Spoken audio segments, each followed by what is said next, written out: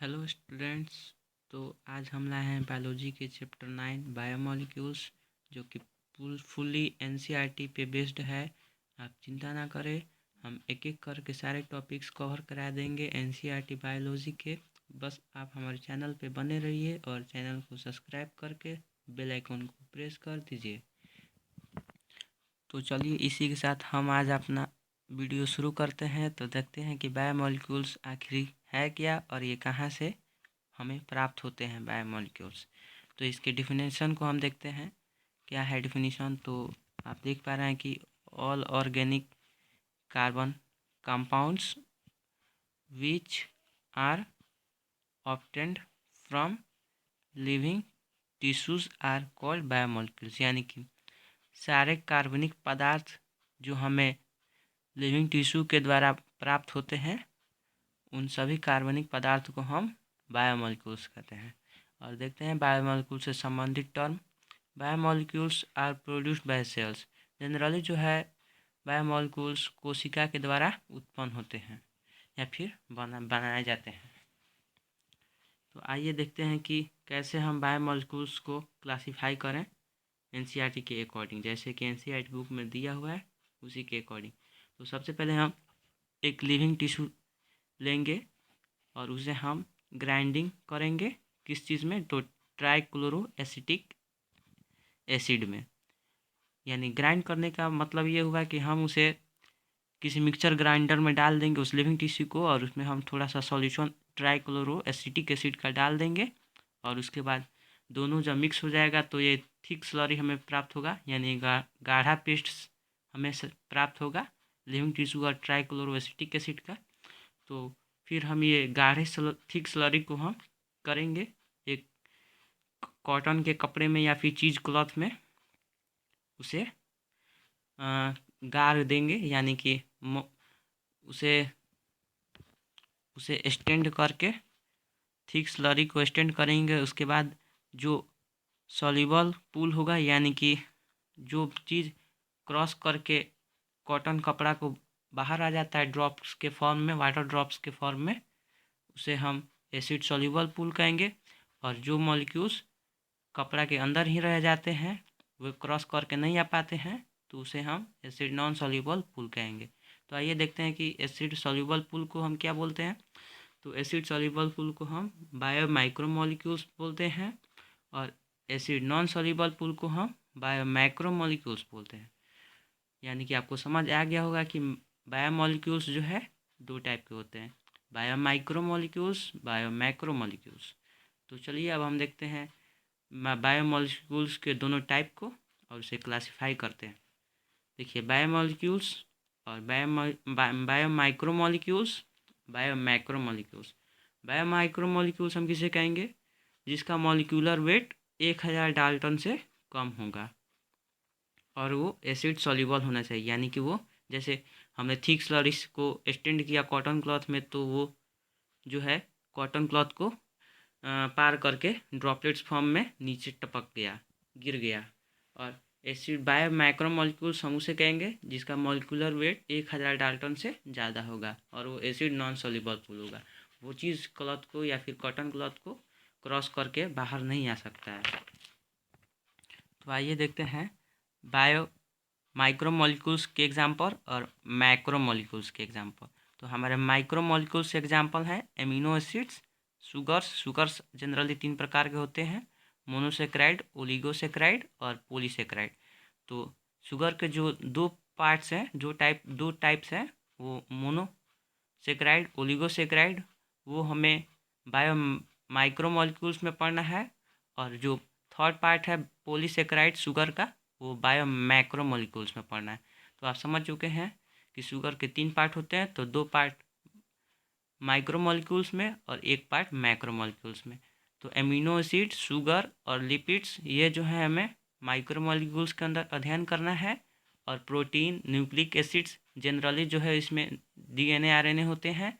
और पॉलीसेक्राइड्स, ये हमें बायो मैक्रोमोलिक्यूल्स में पढ़ना है। चलिए तो हम देखते हैं बायोमॉलिक्यूल्स के नोट, यानी कि कुछ इम्पोर्टेंट पॉइंट्स के बारे में। यहाँ पे दिया हुआ है कि biomolecules are made from other biomolecules and they are constantly being changed into biomolecules. This process is called turnover of a biomolecules.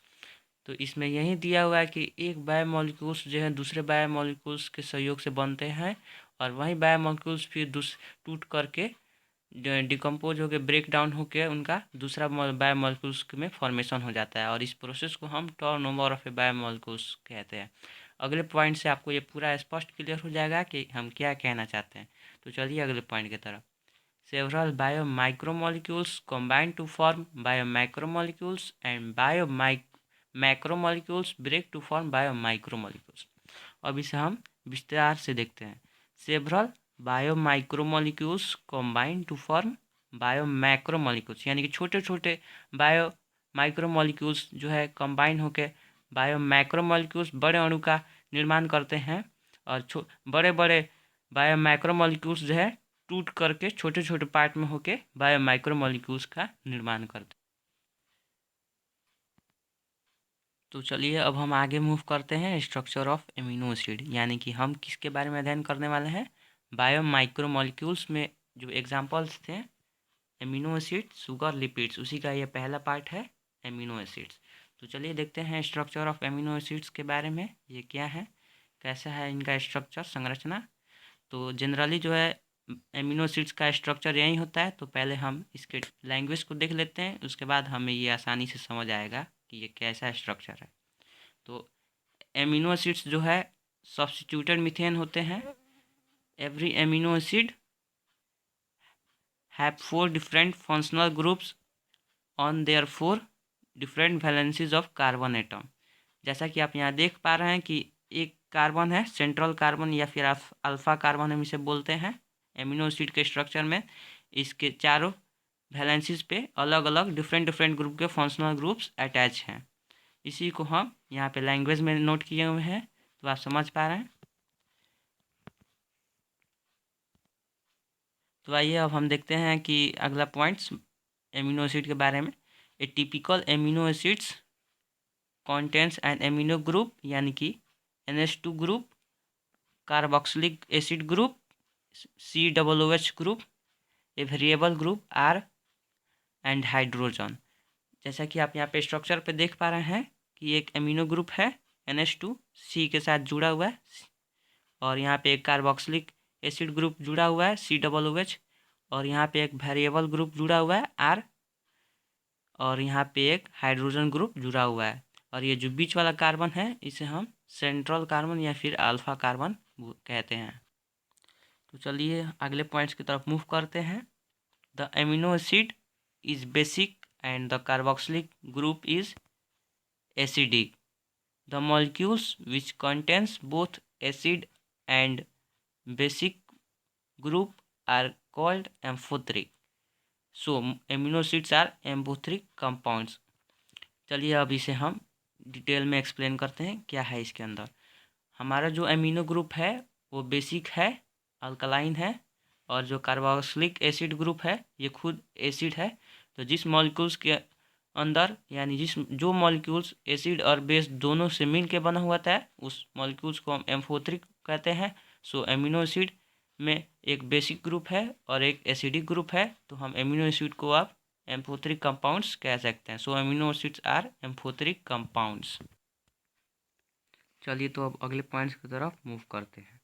ये तो आपको समझ आ ही चुका होगा, एम्फोथेरिक कंपाउंड्स कहते हैं एमिनो एसिड को। अब चलते हैं कि एमिनो एसिड्स का जो केमिकल प्रॉपर्टीज है किस किस बातों पे डिपेंड करता है। तो the physical and chemical properties of amino acid are depends on NH2 यानी कि एमिनो ग्रुप, कार्बोक्सिलिक ग्रुप और वेरिएबल ग्रुप पे हमारा फिजिकल और रासायनिक और भौतिक प्रॉपर्टी जो है एमिनो एसिड का निर्भर करता है इन तीनों ग्रुप्स पे, इन तीनों फंक्शनल ग्रुप पे हमारा डिपेंड करता है एमिनो ग्रुप का प्रॉपर्टी। तो चलिए अब हम अगले टॉपिक की तरफ मूव करते हैं, ज्विटर आयन या फिर डाइपोलर आयन। तो देखें कि ज्विटर आयन या फिर डाइपोलर आयन किसे कहते हैं। A molecules having both positive and negative charge is called zwitter ion और डाइपोलर आयन। वैसे मॉलिक्यूल्स अणु जो पॉजिटिव और नेगेटिव चार्ज, ऋणात्मक और पॉजिटिव और नेगेटिव चार्ज दोनों को एक साथ अपने पास रखे हुए होते हैं, तो उसे हम ज्विटर आयन या फिर डाइपोलर आयन कहते हैं। जैसे कि आप यहाँ पे देख सकते हैं, ये एक एमिनो एसिड का स्ट्रक्चर है। यहाँ पे एक एमिनो ग्रुप है, कार्बोक्सिलिक ग्रुप है, वेरिएबल ग्रुप है और एक यहाँ पे हाइड्रोजन ग्रुप है। और जब हम इस एमिनो एसिड को एक्वस सॉल्यूशन में डालते हैं तो ये जो है इस तरह का रूप धारण कर लेता है। जैसे कि आप यहाँ पे देख पा रहे हैं कि NH3+ हो जाता है, COOH-, जो H यहाँ पे था वो एक्वस सॉल्यूशन में जाने के बाद NH में जाके प्लस हो जाता है। पहले NH2 था तो ये एक प्लस हुआ तो NH3+, और यहाँ से एक हटा यानी रिमूव हुआ हाइड्रोजन, तो यहाँ पे माइनस चार्ज हुआ और यहाँ पे प्लस चार्ज हुआ। तो इसी की वजह से हम एमिनो एसिड को ज्विटर आयन या फिर डाइपोलर आयन भी कहते हैं। All amino acids have both are the negative and the positive charge, so they are called zwitter ion. सभी प्रकार के एमिनो एसिड्स जो हैं एक पॉजिटिव और एक नेगेटिव चार्ज होता है सभी प्रकार के एमिनो एसिड में, इसलिए हम एमिनो एसिड को जो है ज्विटर आयन या फिर डाइपोलर आयन कहते हैं। तो चलिए इसी के साथ हम आज इस वीडियो को एंड करते हैं। अगर आपको पसंद आए वीडियो तो सब्सक्राइब करें, लाइक करें चैनल को, बेल आइकन को प्रेस कर दें और अपने दोस्तों के साथ शेयर करें। तो अगला वीडियो हम कल फिर अपलोड करेंगे, यानी कि टाइप्स ऑफ एमिनो एसिड के बारे में। आप निश्चिंत होकर हमारे चैनल पे पढ़ते रहिए, NCERT से ही पूरा पढ़ाया जाता है, इसमें कोई दिक्कत की बात नहीं है। चलिए, गुड बाय एवरीबॉडी।